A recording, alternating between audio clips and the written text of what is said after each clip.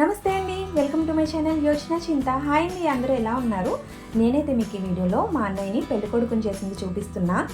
అంతా చూపించట్లేదు, చెప్తున్నాను పెళ్ళికొడుకుని ఎలా చేస్తారో. ఫస్ట్ పెళ్ళికొడుకుని తోడ పెళ్ళికొడుకుని కూర్చోబెట్టేసి ముహూర్తం టైంకి అక్షింతలు అయితే వేసేస్తారండి. అక్షింతలు వేయగానే అదే టైంలో పందిర్రాటు కూడా వేయాలి.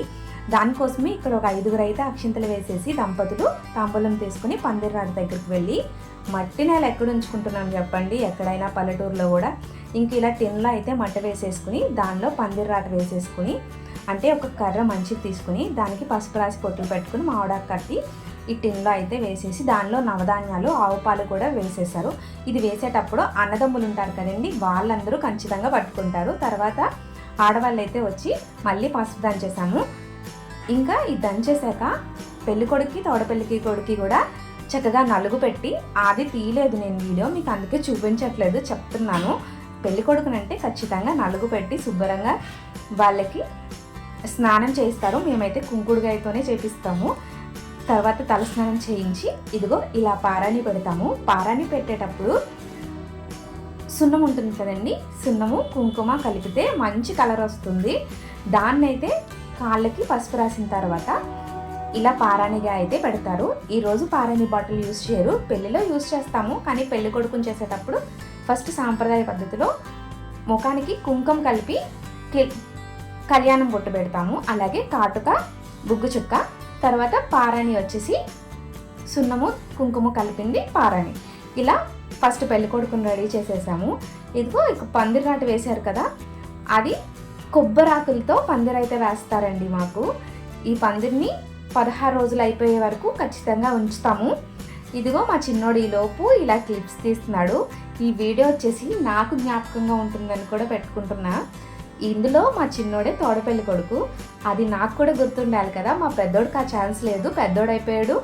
అండ్ ఒక 10 years లోపు పిల్లల్ని ఇలా తోడపెళ్ళి కొడుకులా చేస్తారు, ఇంకా తక్కువే 8 అలా.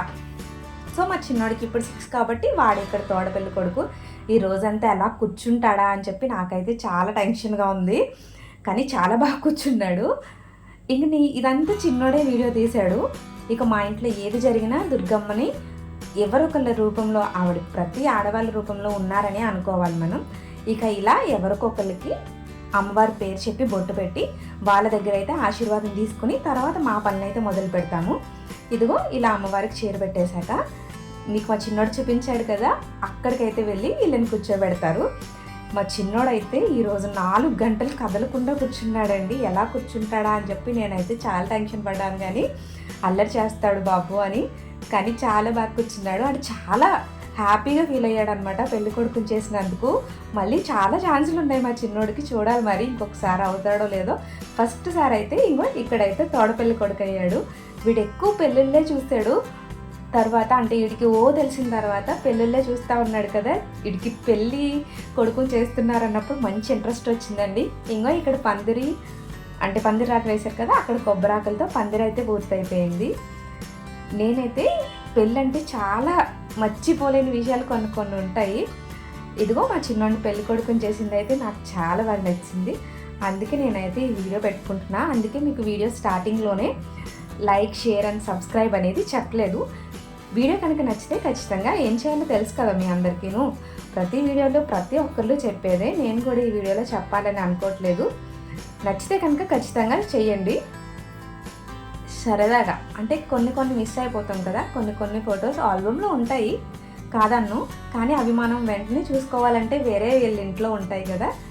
సో మనం చూసుకోవాలనుకున్నప్పుడు సరదాగా చూసేసుకోవచ్చు అని నేనైతే ఈ వీడియో పెట్టేశాను. వీడియో నచ్చితే తప్పకుండా ఏం చేయాలో తెలుసు కదా మీకు. బాయ్ అండి, థ్యాంక్ యూ ఫర్ వాచింగ్.